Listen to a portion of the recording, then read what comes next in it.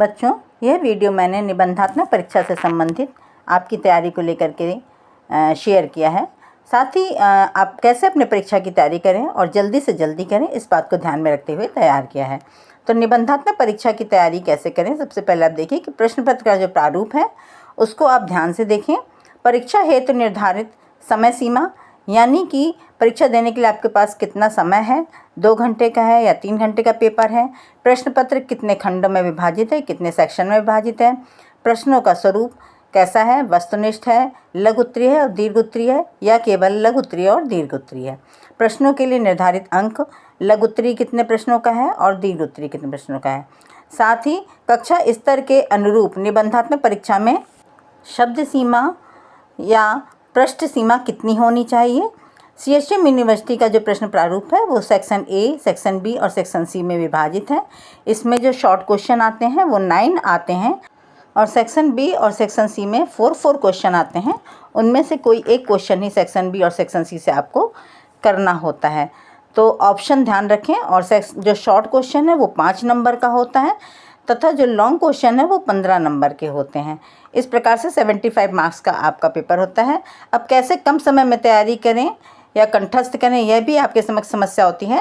निर्धारित प्रश्न की एक परिभाषा आप याद कर लें, मुख्य बिंदु या हेडिंग याद कर लें और हेडिंग के अंतर्गत आने वाली विषय वस्तु को आप 2 या 3 लाइनों को पेंसिल से अंडरलाइन करके 2 बार पढ़ लें तो आप आराम से कर सकते हैं। और लघु उत्तरीय प्रश्नों का उत्तर किस प्रकार से दें, तो कितना लंबा हो, तो BA, BSc, BCom में प्रश्न का उत्तर यदि आप दे रहे हैं तो ये आधे पेज या आधे से पौन पेज का होना चाहिए।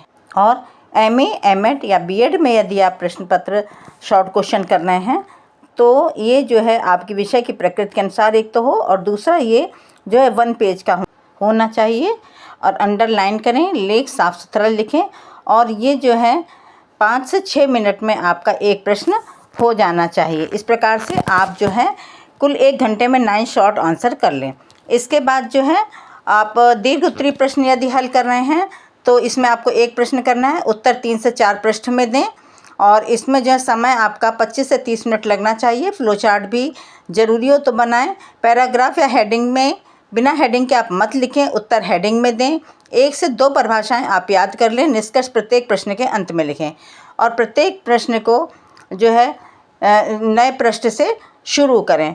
तथा आप इस बात का भी ध्यान रखें कि प्रश्न पत्र में जो है दीर्घ उत्तरीय प्रश्न पहले हल करें, लघु उत्तरीय प्रश्नों का उत्तर आप क्रम से दें और जिस प्रश्न को हल करें उसका सेक्शन एवं प्रश्न की संख्या वही लिखें जो कि आपके प्रश्न पत्र में बताई गई हो।